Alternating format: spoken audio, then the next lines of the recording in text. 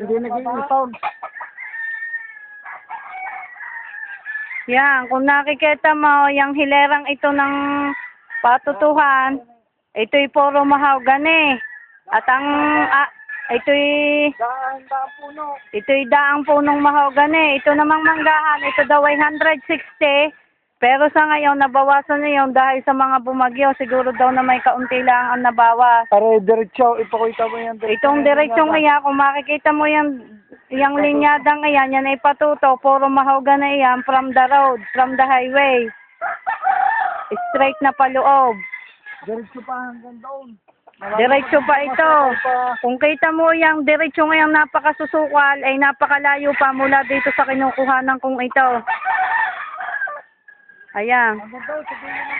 Hanggang doon sa Pailaya ay ito ay Malalakad puno ng mangga na may sampalok doon sa may puno ng mangga, sa may sampalok, yun ang patuto sa Pailaya. Lumapit ka dito.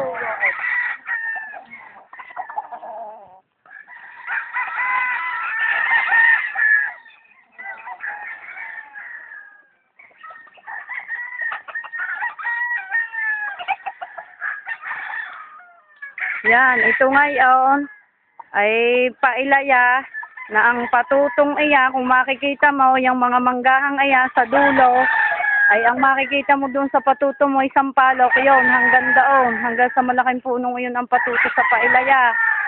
Hanggang din ay paikot, iyan, hanggang doon, are, paibaba uli, yan ay parang letter T. Yan, yan.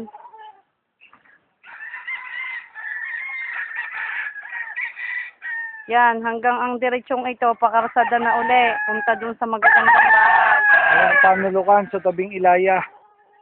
Yan hanggang sa dulo doon, sa may manggahan dulo na malalaki. Yan. Masukal pa lang yung bandang kanluran, kaya hindi mapasok. Patatabasan pa daw.